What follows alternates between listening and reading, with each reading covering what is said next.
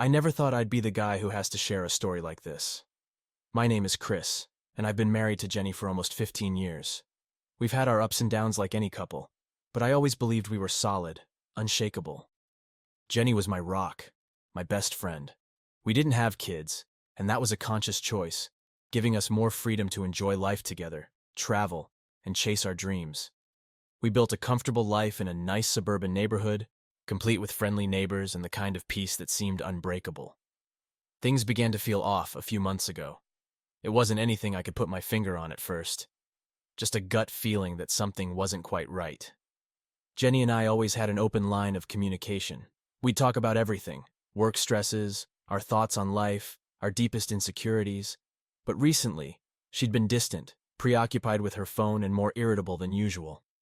I tried to chalk it up to stress from her job as a graphic designer, but there was an underlying tension that I couldn't ignore. One evening, I came home from work to find Jenny on the phone. She quickly ended the call as I walked in, a guilty look flashing across her face. When I asked who it was, she brushed it off, saying it was just a telemarketer. It felt like a lie, but I didn't push. I wanted to trust her. But the seed of doubt was planted, and it grew every time I caught her texting late at night, or when she'd disappear for hours without explanation. It was during one of these unexplained absences that I decided to check her phone. I knew it was an invasion of privacy, but my suspicions were eating me alive. Her phone was always password protected, but she had recently changed the code. However, being together for so long, I knew her well enough to guess her new one. It was our wedding anniversary date, an irony that wasn't lost on me as I unlocked the device. What I found confirmed my worst fears. There were texts and photos from her brother David that were far too intimate for a sibling relationship. My heart pounded as I scrolled through the messages, each one a dagger to my chest. "I can't wait to see you again," one read. Another said, "Last night was amazing. I can still feel you." My mind raced, trying to make sense of what I was seeing. How could Jenny, the woman I loved and trusted, betray me like this, and with her own brother? I didn't confront her right away. I needed time to process, to figure out how to handle this without completely losing my mind. Over the next few days, I watched her closely, picking up on every lie, every excuse. She continued her charade, acting as if nothing was wrong, while I grappled with the devastating reality. I felt like a stranger in my own home, suffocated by the weight of her betrayal. It wasn't until a week later, after another work meeting that lasted well into the night, that I decided to take action. She came home reeking of cheap cologne that wasn't mine, and I couldn't hold back any longer.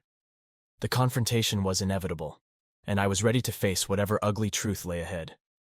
It's one thing to suspect your spouse of cheating. It's another to have those suspicions confirmed.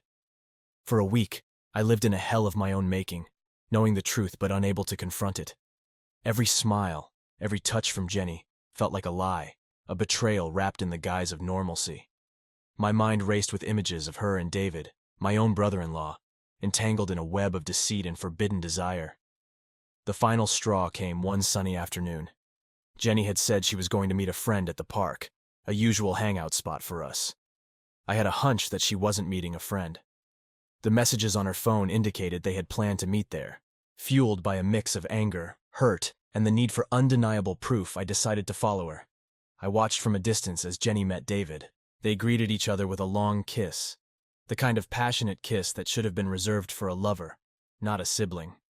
My heart pounded in my chest, rage boiling inside me as I watched them stroll through the park, hand in hand, laughing and whispering sweet nothings. The sight was unbearable. Without thinking, I marched toward them, my fists clenched, ready to unleash the fury that had been building up inside me. As I approached, Jenny noticed me first, her eyes widening in shock and fear. She tried to pull away from David, but it was too late. I was already upon them. "Chris, what are you doing here?" Jenny stammered, her voice trembling. I didn't answer her. Instead, I turned to David, who looked equally shocked but quickly masked it with a smug smile. "Chris, it's not what you think," he began, but I cut him off with a punch to the face. The satisfying crunch of my fist connecting with his nose was the only sound in the park. He stumbled back, blood streaming from his nose. "Not what I think? You think I'm an idiot?" I shouted, my voice echoing through the park. "I saw the texts, the pictures. How could you do this to me, to your own sister?" David tried to recover, wiping the blood from his face, but I wasn't done. The rage inside me needed an outlet, and he was the perfect target. I lunged at him again, tackling him to the ground. We grappled, punches flying, each one fueled by months of anger and betrayal. I didn't care about the consequences. All I wanted was to hurt him as much as he had hurt me.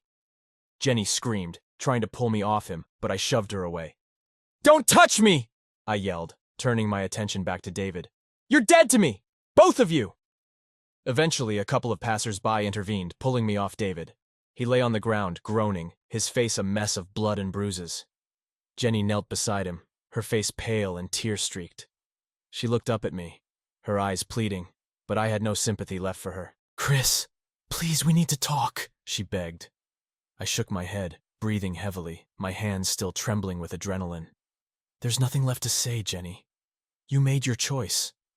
I turned and walked away, leaving them behind. My mind was a whirlwind of emotions, rage, sorrow, and a deep sense of loss. The drive home was a blur, my knuckles still throbbing from the fight. I needed to get away from everything, from everyone. I needed to think. When I got home, I poured myself a drink and sat on the couch, staring blankly at the wall.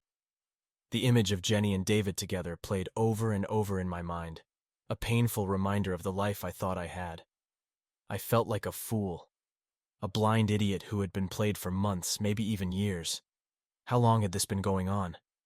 How many times had they met behind my back? As I sat there, the anger slowly gave way to a deep, hollow sadness.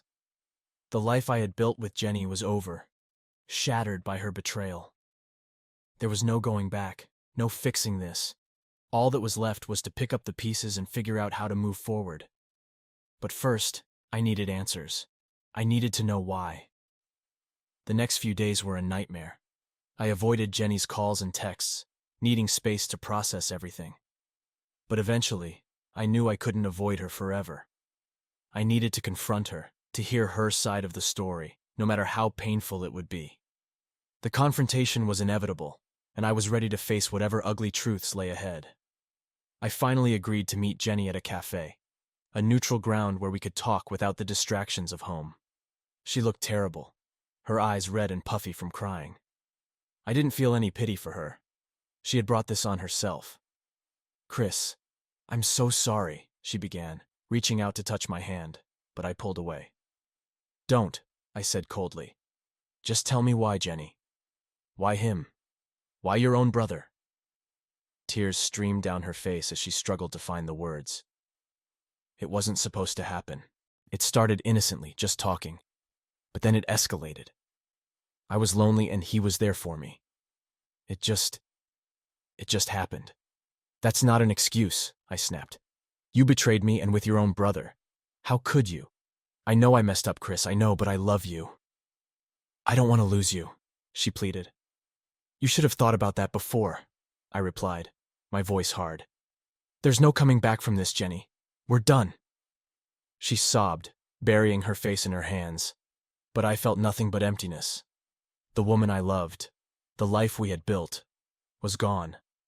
All that was left was the painful task of unraveling the mess she had made. I stood up, leaving her there in the cafe, her cries following me as I walked out the door.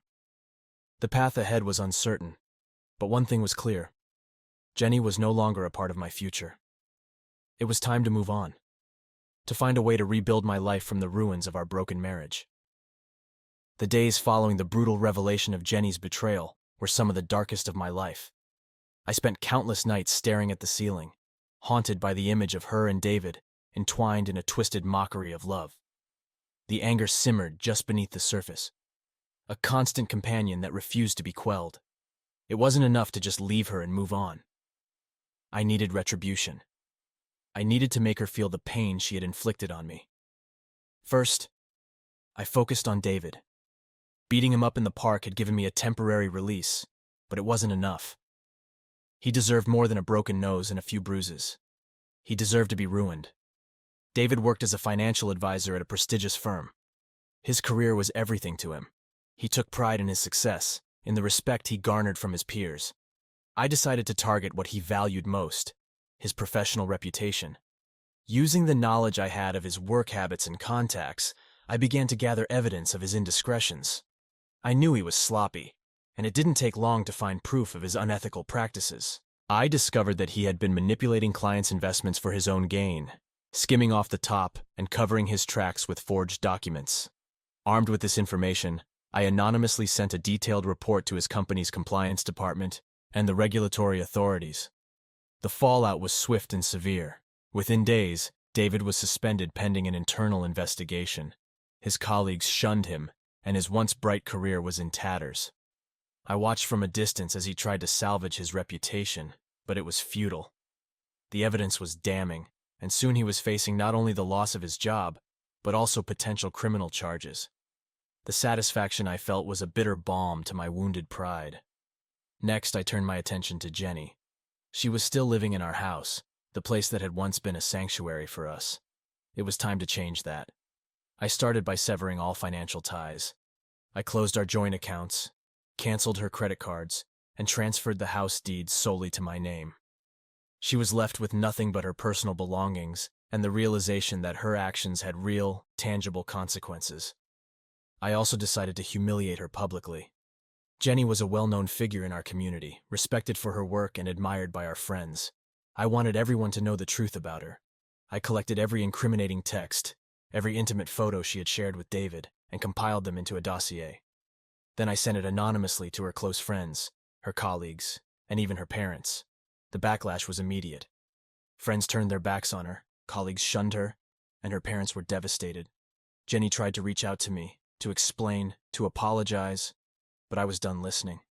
I blocked her number, ignored her emails, and avoided any places we used to frequent together.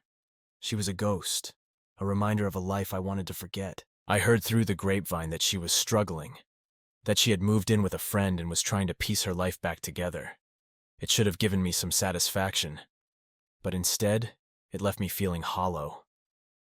Despite everything, there was still a part of me that loved her, that remembered the good times we had shared. But that part was buried under layers of anger and betrayal. Revenge had been my only solace, and now that it was done, I was left to face the emptiness that remained. One evening, a few weeks after the storm had settled, I received an unexpected visitor. It was Jenny.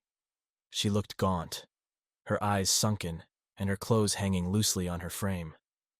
She stood on my doorstep, clutching a small suitcase, her eyes pleading. "Chris, please," she said, her voice barely above a whisper. "I have nowhere else to go. I'm sorry for everything. Please, let me in." I stood there, torn between the urge to slam the door in her face and the small flicker of compassion that still lingered. "Why should I?" I asked, my voice cold. Tears welled up in her eyes. "I have nothing left. I've lost everything. I know I don't deserve your forgiveness, but I'm begging you, Chris. Please, let me stay, just for a little while." I sighed, the anger within me warring with the remnants of the love I once felt for her. "Fine," I said finally. "You can stay, but only until you find another place. And don't expect anything from me. We're done." She nodded, grateful. "Thank you, Chris. I'll find a way to make it up to you. I promise." Watching her walk past me into the house, I felt a mixture of satisfaction and sorrow. My revenge had destroyed her, just as I intended. But it hadn't brought me the peace I sought. Instead, it left me with a lingering sense of emptiness, a void that revenge could never fill. In the weeks that followed, Jenny kept her promise. She stayed out of my way, quietly looking for a new place to live. I avoided her as much as possible, focusing on rebuilding my life.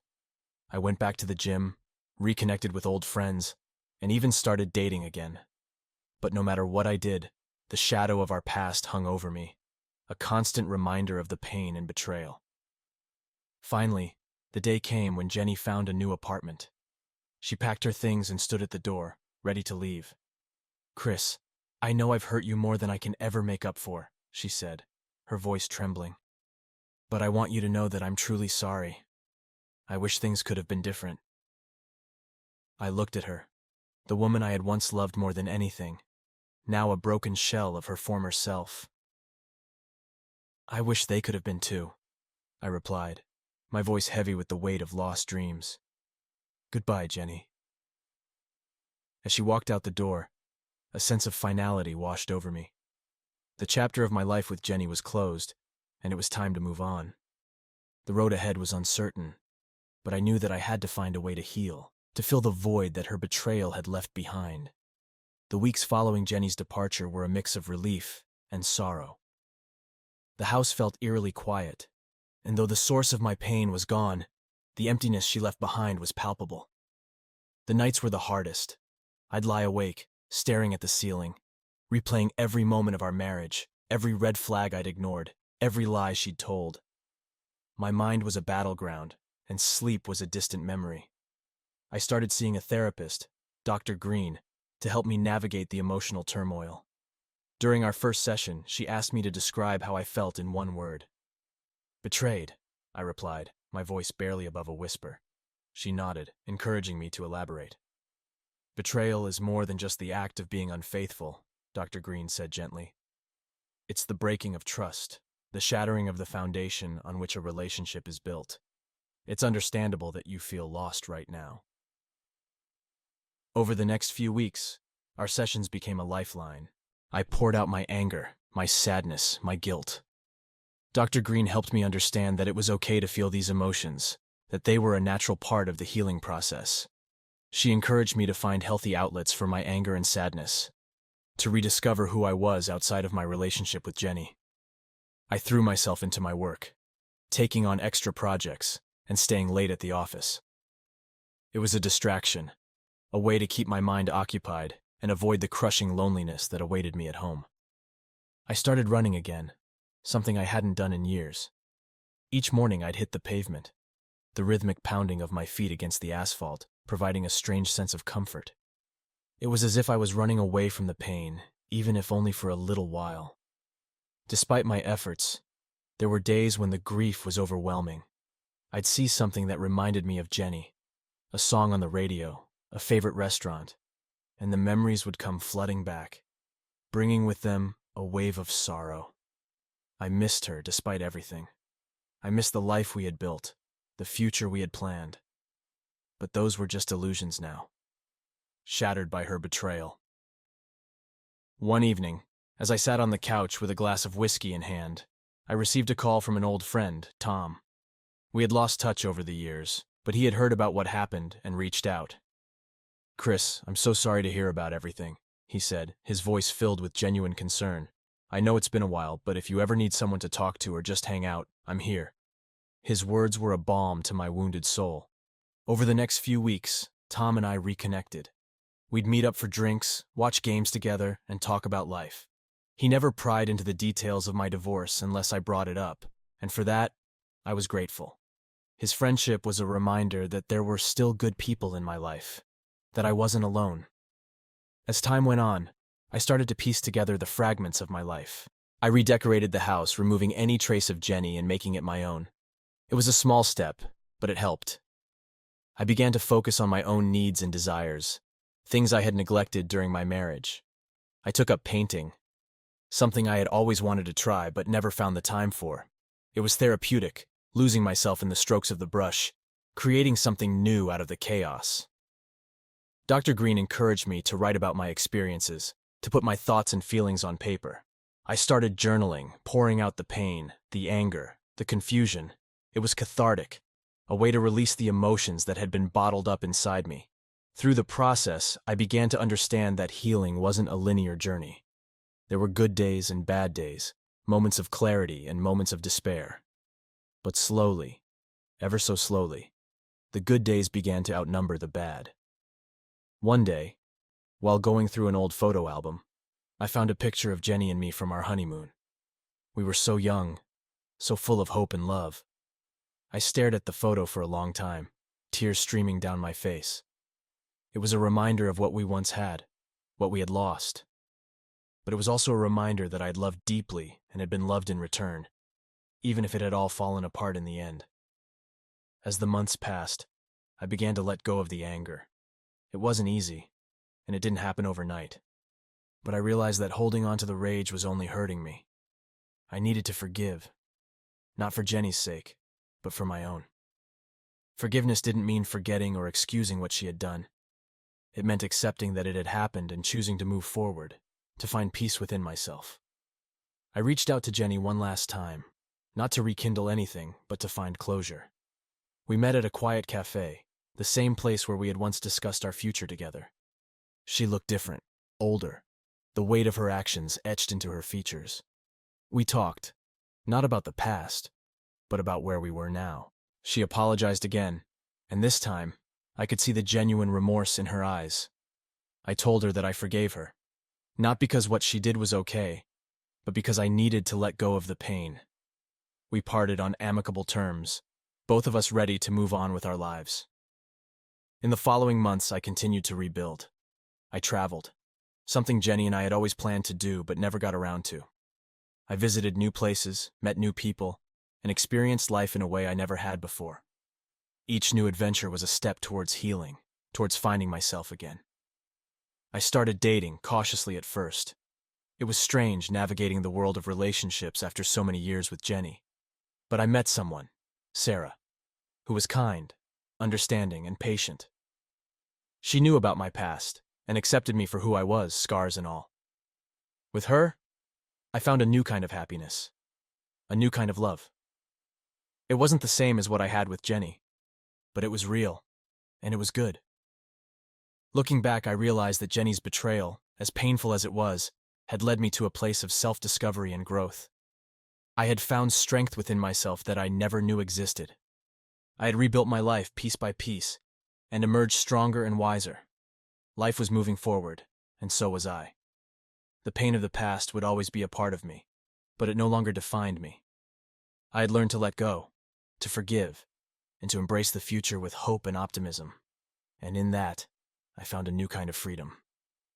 The last conversation with Jenny was something I had been dreading and anticipating in equal measure. It was a final step toward closure, a necessary confrontation to put the past behind me and start anew. I had spent months preparing myself emotionally, working through the pain and anger with Dr. Green, and finding the strength to face Jenny one last time.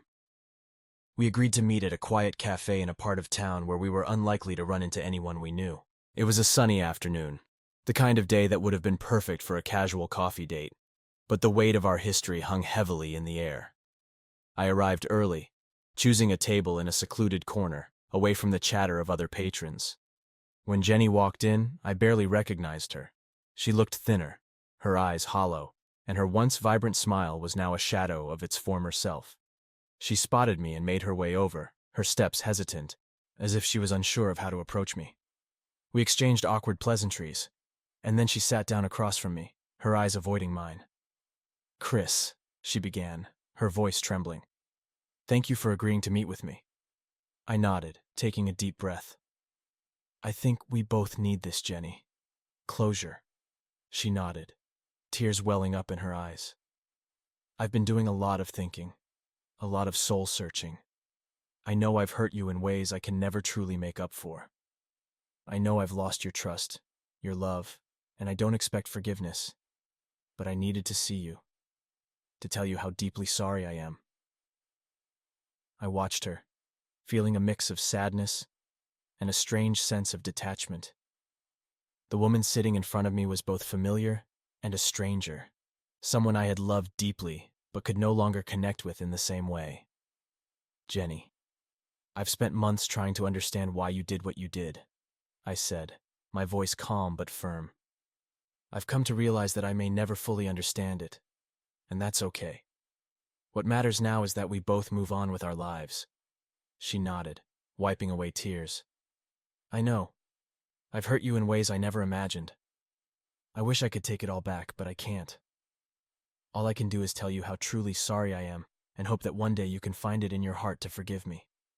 "I've been working on that," I replied, meeting her gaze. "Forgiving you isn't about excusing what you did. It's about letting go of the anger and the pain so that I can heal. I've come a long way, but it's still a process." We sat in silence for a moment, the weight of our shared past hanging between us. I took a deep breath, deciding to address the future. "What's next for you, Jenny?" I asked, genuinely curious about how she planned to move forward.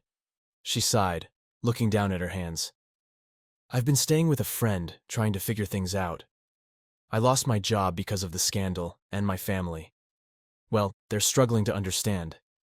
I'm thinking of moving to a new city, starting fresh. Maybe that's what I need to rebuild my life.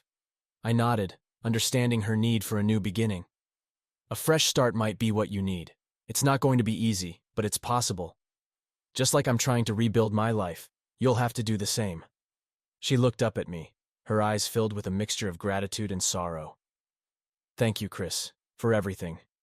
Despite how things ended, I want you to know that I cherished the good times we had. I'll always regret how it ended. I took a deep breath, feeling a sense of closure beginning to take hold. I cherished those times too, Jenny. We had something special, even if it didn't last. I hope you find what you're looking for in your new life. She reached across the table, her hand hovering over mine before pulling back. I wish you all the best, Chris. I hope you find happiness and peace. You deserve it. I smiled faintly, feeling a sense of relief wash over me. Thank you, Jenny. I wish the same for you. With that, we stood up, the finality of our conversation sinking in.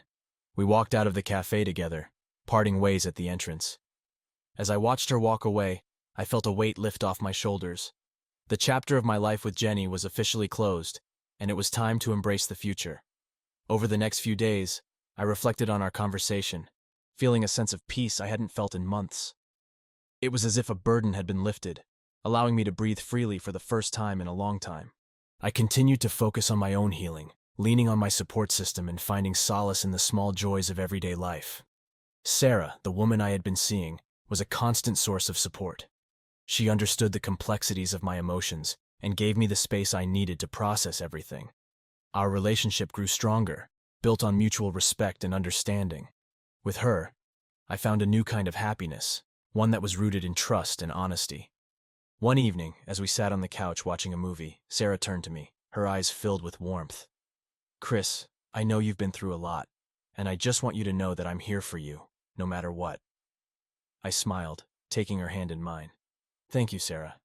You've been my rock through all of this. I couldn't have gotten through it without you. She squeezed my hand, her smile reassuring. We're in this together. Whatever the future holds, we'll face it side by side. Her words filled me with a sense of hope and determination. I knew that the road ahead wouldn't be easy, but with Sarah by my side, I felt ready to face whatever challenges came our way. As I continued to rebuild my life, I found new passions and interests. I threw myself into my work, finding fulfillment in my career and taking on new challenges. I reconnected with old friends, strengthening bonds that had been neglected over the years. I even took up volunteering, finding joy in helping others, and making a positive impact in my community. Through it all, I learned to forgive myself for the mistakes I had made and to embrace the person I was becoming. The pain of the past would always be a part of me, but it no longer defined me. I had found a way to heal, to move forward, and to find happiness once again. The aftermath of my final conversation with Jenny brought a sense of closure, but it also left me with the practical realities of ending a long-term relationship. There were legal matters to settle, financial entanglements to unravel, and emotional scars that still needed tending. Despite the clarity that our last talk provided, I knew that resolving the complexities of our shared life would take time and effort. The first major hurdle was the divorce. The initial stages were contentious, but Jenny's weariness and remorse seemed to soften her stance. Our lawyers facilitated negotiations, and while there were inevitable disputes over assets, we managed to come to an agreement that felt fair. The house, which held too many memories of a fractured past, was sold. We split the proceeds and I found a smaller, more modest place that suited my new, simpler lifestyle. During this period, Sarah was my anchor. She offered a listening ear and a warm embrace, helping me navigate the turbulent waters of finalizing the divorce. Her presence was a constant reminder that I was not alone in this journey, that there was life and love beyond the pain. The legal separation brought with it a newfound sense of independence. For the first time in years, I had full control over my finances and decisions. I took the opportunity to reassess my goals and priorities. I had always been passionate about photography, a hobby that had taken a back seat during my marriage. Now, with time and space to explore it fully, I immersed myself in capturing the world through my lens. It became both a creative outlet and a form of therapy. helping me see beauty in the mundane and find joy in the small moments. As the weeks turned into months, I continued to rebuild my life brick by brick. I joined a local photography club, met new people, and even exhibited my work at a community art show. The positive feedback and support from fellow photographers and art enthusiasts boosted my confidence and reminded me of my worth outside of my past relationship. In parallel with my personal growth, I focused on repairing my relationship with my family and friends. During my marriage, I had drifted apart from many of them, often prioritizing Jenny's needs and our relationship over maintaining those bonds. Now I reached out to reconnect, to apologize for my absence, and to rebuild those connections. One of the most significant reconciliations was with my parents. They had been supportive throughout the divorce, but I realized how much I had distanced myself from them over the years. I visited them more often, shared meals, and talked openly about my experiences. Their unconditional love and support were a balm to my wounded spirit, and our relationship grew stronger than ever. With time, I also found the courage to attend social gatherings and events without the shadow of my past looming over me. I attended a friend's wedding, where I reconnected with old friends and even made a few new ones.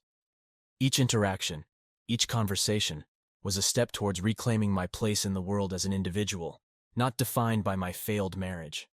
Sarah and I continued to grow closer, our bond deepening with each passing day. We spent weekends exploring new places, indulging in shared hobbies, and simply enjoying each other's company. She never pressured me to move faster than I was comfortable with, understanding that healing was a gradual process. Her patience and unwavering support were instrumental in my journey towards emotional recovery. One evening, as we sat on my new porch watching the sunset, Sarah turned to me with a thoughtful expression. "Chris, have you ever thought about traveling again? You always talk about those places you wanted to visit." Her question stirred something inside me. Travel had always been a shared dream with Jenny, but now it represented a fresh start, an adventure that was solely mine. "I have," I admitted, a smile tugging at my lips. "And I think it's time to turn those dreams into reality." With Sarah's encouragement, I began planning a trip to Europe, a place I had always wanted to explore. The process of planning, researching destinations, and imagining the experiences ahead filled me with excitement and a sense of possibility. It was a tangible representation of my new beginning, a way to embrace the future with open arms. As my departure date approached, I felt a mix of anticipation and nerves. It would be my first solo trip in years, a journey of self-discovery and adventure.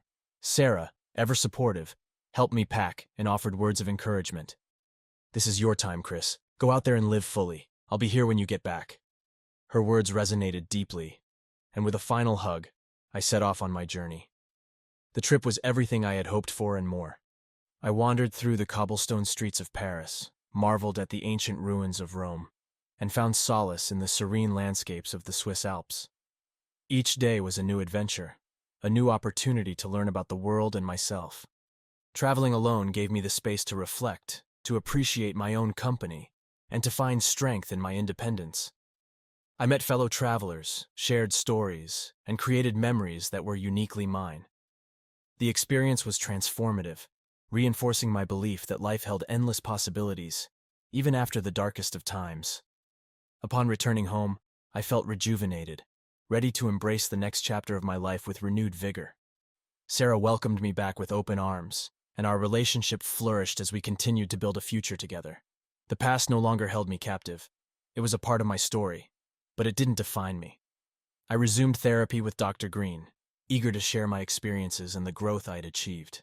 She noted the changes in me, the confidence and peace that had replaced the anger and sorrow. "You've come a long way, Chris," she said, her smile warm. "You've shown incredible resilience and strength."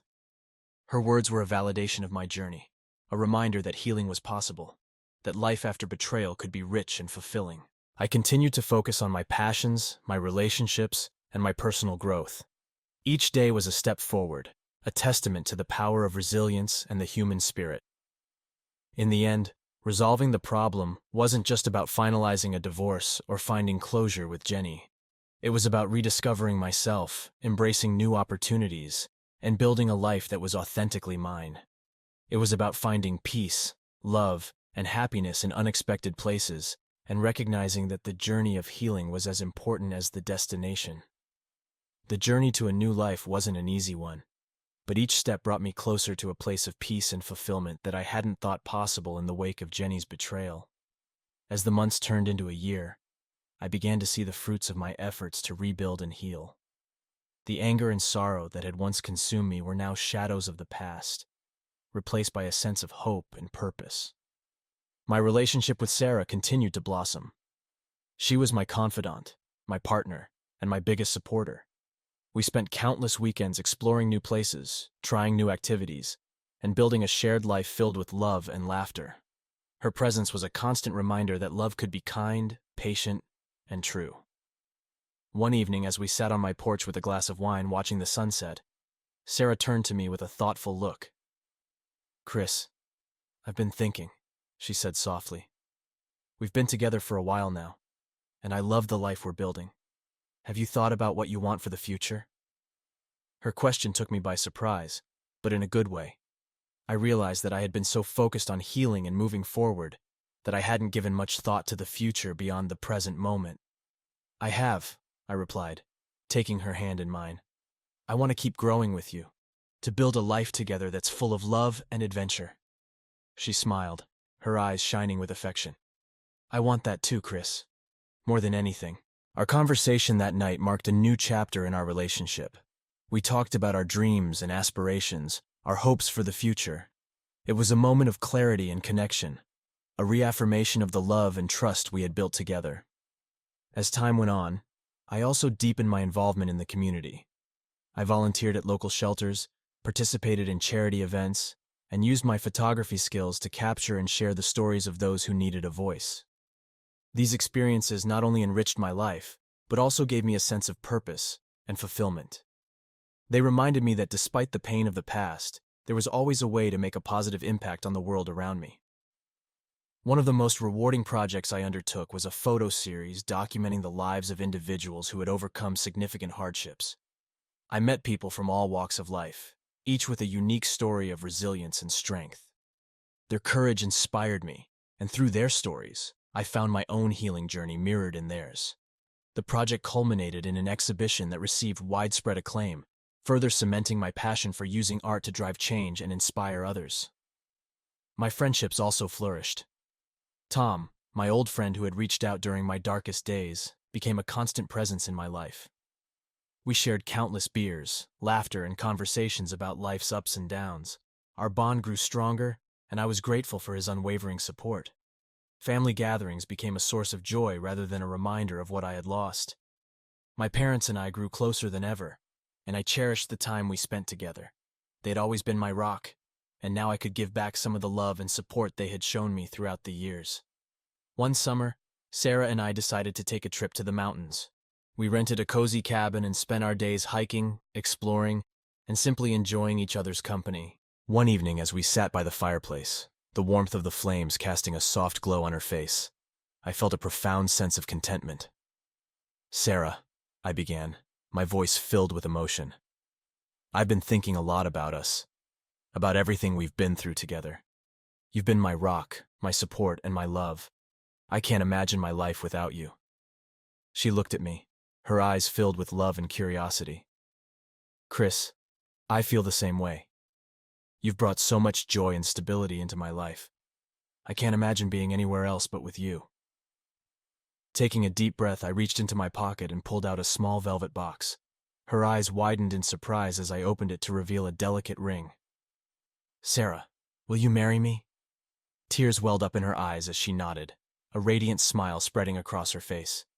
"Yes, Chris. Yes, I will."